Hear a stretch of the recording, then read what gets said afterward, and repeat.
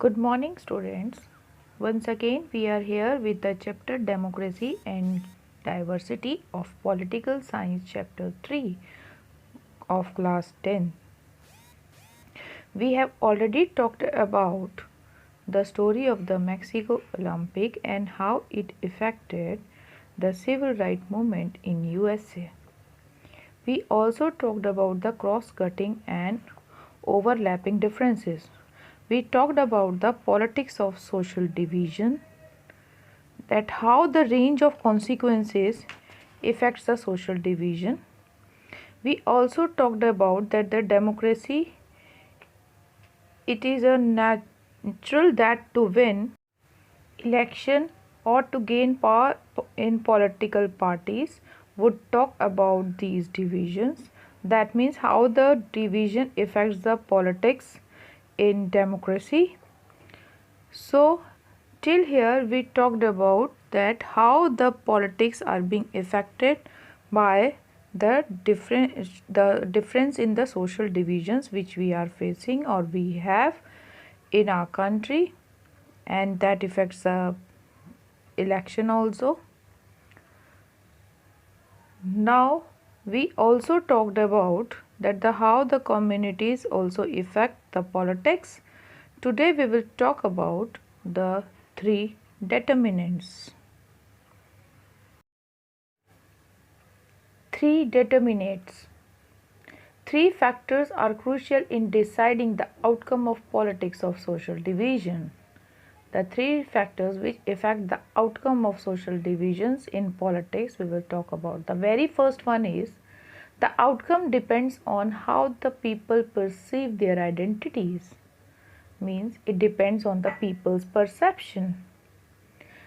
If people see their identities in singular or exclusive terms, it becomes very difficult to accommodate.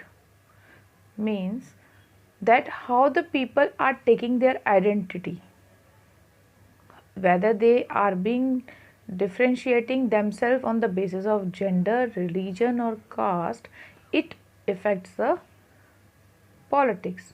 In some year they will talk about or they are being taking that on the basis of their religion they used to give their votes.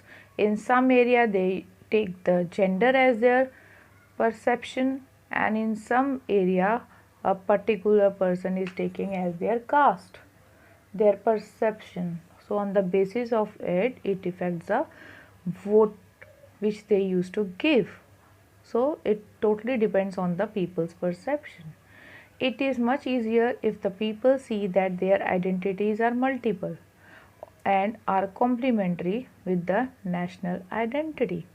Yes, in some area, if they are being affected, their voting is being affected by the gender, it does not mean that the second person or other person is taking the same as a criteria.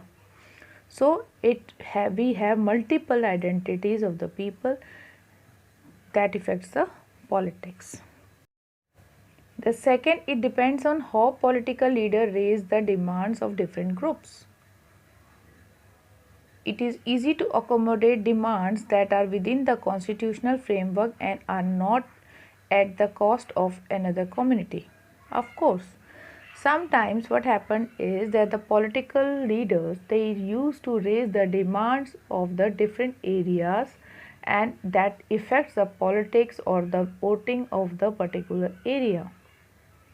If suppose a particular, for example, one person is having a, or one area is having the highest number of people belonging to one community, does not mean that the leader will be from the same category. So it depends on the how the community is affecting their voting rights and how the political leader raise their demands. Here, while talking about or while taking the vote, the leaders used to take the advantage of the beliefs and the communities, different communities which are living in the high percentage of a particular area. So they talk about the interest of those group only. that also affects that how they are going to give the votes. So the second one is raising the demand by the political party also affect the politics. And the third one is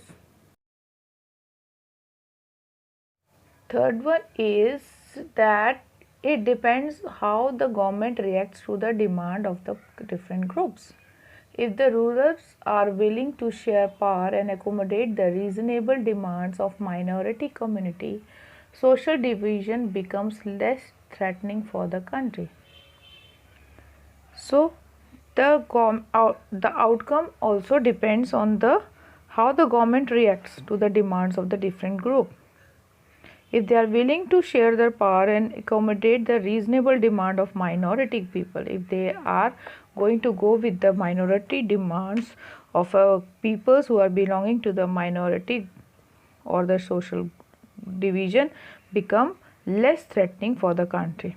But if they try to suppress such demands with force and in the name of national unity, this can lead to civil war or division, as we have seen in Sri Lanka power sharing. So sometimes it affects how the government is taking, it affects the civil war in the country. So here we have seen that there are three determinants. The very first one is it depends on the people's perception. Second is raising the demand of political leaders, how they are raising it, how the people are going to be affected by the political leaders. And the third one is reaction of the government, how it is being affected, the peoples are being affected by the government's decision. So these reactions sometimes affects the civil war or result in the civil war. Now next is that the willingness to accommodate diversity is not that easy. If we want to accommodate all the things, all the diversities in one area, it is not that much easy. People who feel marginalized, deprived or discriminated have to fight against the injustice. If people are unsatisfied, they are dissatisfied or being felt that they are being discriminated, so it is not easy to accommodate or being marginalized to a particular one group or one area. Such a fight often takes the democratic path, voicing their demands in a peaceful and constitutional manner and seeking a fair position through election. Such demands, if they raise, it can only be suppressed or being stopped or only through the elections, because elections give us the free voting rights and the equality. It enhances the dignity of equality if we go with the elections. So elections make it more easier to accommodate all these diversities and give or control the civil wars within the country. It results in the enhancement of the dignity of the person or the people different living in a different area, and it enhances the equality also. This controls the civil war or enhances the equality, the satisfaction. Willingness to accommodate diversity is not that easy. We know that the struggle against such inequalities sometimes takes the path of violence. However, history shows that democracy is the best way to fight for recognition and accommodation of diversity. This is what we have seen in this chapter, that the democracy enhances the dignity as well as the feeling of equality among the people, even they are being marginalized or the lower section of the society, which results in giving the faith as they are getting the voting right, which enhances the dignity of those peoples. So this results in the satisfaction among those people. So by this we have finished the chapter Democracy and Diversity of Political Science chapter 3. Now in today's topic, what you have to do is you have to learn the three determinants. Okay, and you have to learn about the definition of civil rights movement, the Black Power, migrants, African Americans, homogeneous society. You also have to talk about or learn about the outcome of politics, of social division, and difference between the overlapping and the cross cutting. Thank you and have a nice day.